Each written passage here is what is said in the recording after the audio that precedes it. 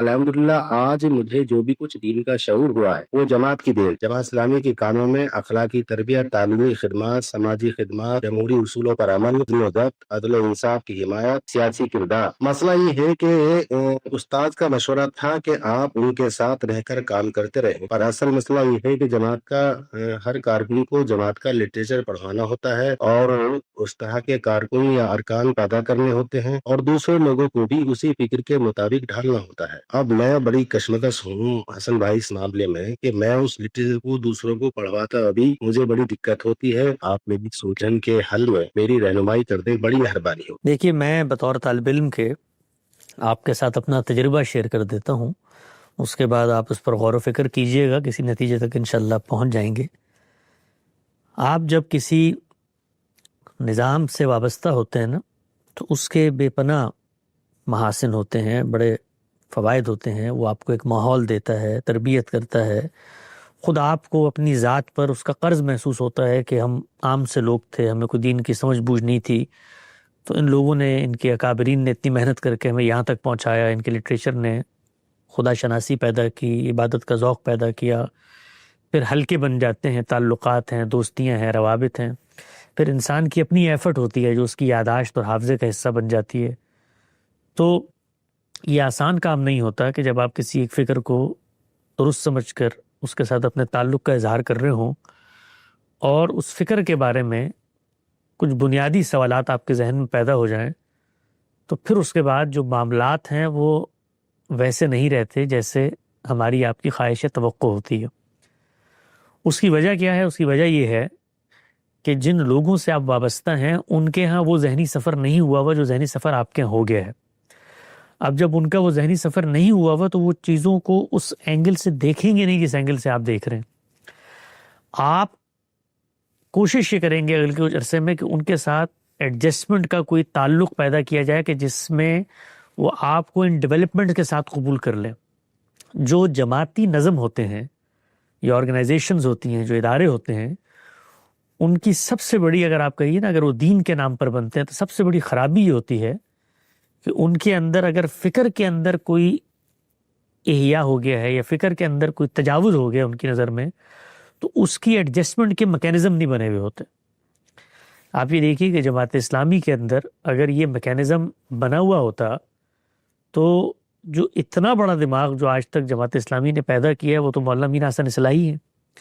وہی کسی طریقے سے اس ماحول کے اندر ایڈجسٹ کر جاتے ہیں۔ تو یہ جو ایڈجسٹمنٹ کا کام ہے یہ آپ کی طرف سے تو پوری حد تک ہوگا، آپ کی خواہش بھی ہوگی کہ بھئی میں صرف ایک مثال کے طور پہ اقامت دین یا فریضہ اقامت دین یا غلبہ دین یا اس تصور پر کچھ سوالات ہیں، باقی جماعت اسلامی 99% ٹھیک ہے، بڑے اچھے کام کر رہی ہے تو میں تو اس کے ساتھ چلوں گا، آپ چلنے کو تیار ہوں گے۔ لیکن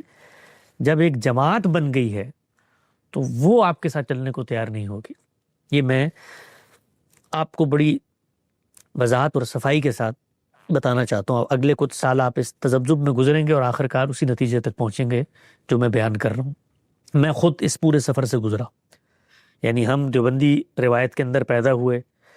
فراہی منہاج سے تعارف ہوا، 70-80% باتیں ہمیں بالکل سیمی لگتی تھیں، ان کو سمجھانے کی کوشش کی کہ اس کے ساتھ ہی شاید قبولیت ہو جائے، تو کچھ ہی عرصے بعد اندازہ ہو گیا کہ اصل میں جب وہ قبول کر لیں گے ہمیں ہمارے ان انحرافات کے ساتھ تو پھر ان کی جو شناخت ہے وہ شناخت برقرار ہی نہیں رہے گی۔ شناخت بنتی ہی تب ہے جب آپ تعین کرتے ہیں، چیزوں کی حدود بندی کرتے ہیں۔ ابھی دیکھیں نا، اگر ملکوں کی سرحدیں اٹھا دی جائیں تو پھر قومیت کی کوئی تصور یا بنیاد باقی نہیں رہے گی، پھر یہاں سے بھی لوگ آئیں گے، وہاں سے بھی لوگ آئیں گے، تو پھر نہ کوئی امریکی قوم ہوگی، نہ کوئی ملے قوم ہوگی، نہ کوئی پاکستانی ہوگا، نہ ہندوستانی ہوگا، سب کھل جائے گا۔ تو جیسے ہی آپ حدود بندی کرتے ہیں، اسی لیے غامدی صاحب کا یہ اصرار ہے کہ دین کے نام پر کوئی جماعت نہیں وجود پذیر ہونی چاہیے، اس لیے کہ دین تو نام ہے غور و فکر کا، اس کے اندر مثال کے طور پر اس طرح کی تجدید بھی ہوتی رہے گی، لوگوں کے نظریات بھی بنتے رہیں گے، تو وہ بنی ہی، یعنی ان کو بھی مارجن دیں، ان کی ساخت ہی ایسی نہیں ہے کہ جس کے اندر اس انحراف کو قبول، اور اگر قبول کر لیا جائے تو پھر وہ اپنی اصل شناخت کے ساتھ برقرار آپریٹ نہیں کر سکتی،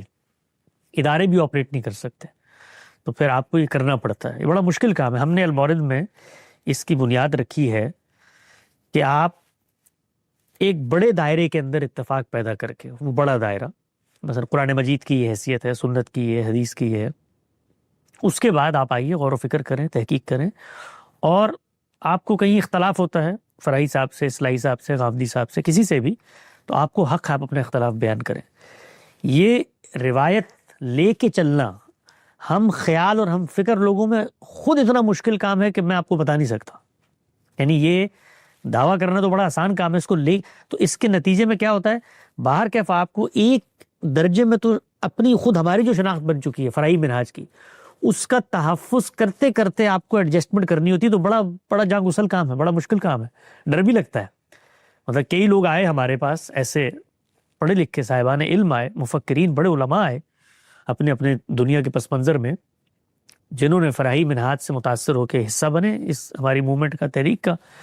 اور اس کے اندر کچھ ایسے انحرافات پیدا کر دیے کہ ہمارے لیے ایڈجسٹمنٹ ناممکن ہو گئی، کہ بھئی ہم نے کہا بھئی یہ تو اختلاف سے آگے بڑھ کے اصولی جو دائرہ ہے اس میں اختلاف پیدا ہو گیا۔ تو یہ صرف بتانے کی میں کوشش کر رہا ہوں کہ ہم جیسے لوگ جو اس کو گوارا بھی کرتے ہیں، ان کو بھی بڑا پھونک کے اور بڑی کشادگی روز پیدا کرنی پڑتی ہے کہ آپ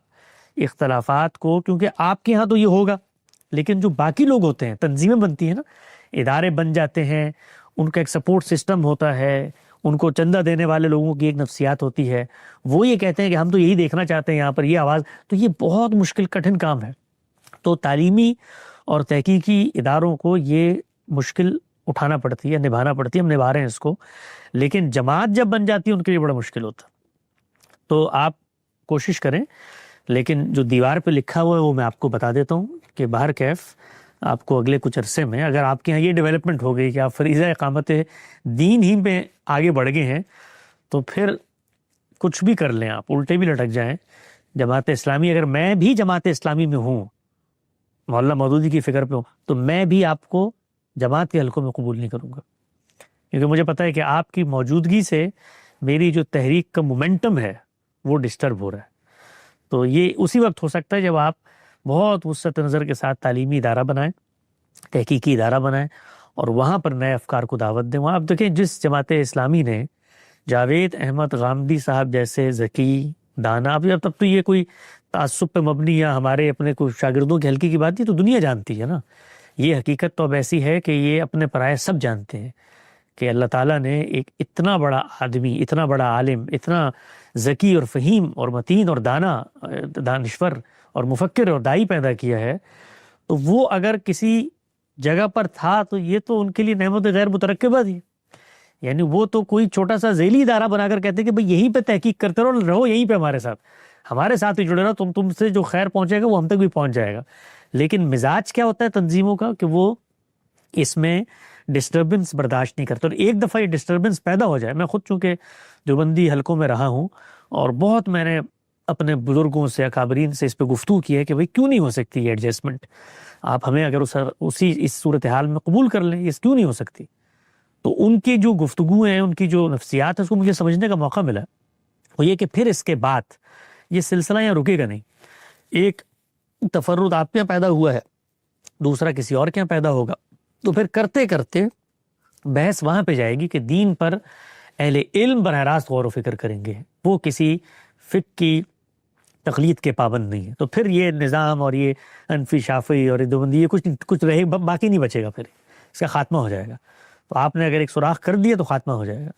تو اقامت دین اگر گیا تو جماعت اسلامی گئی۔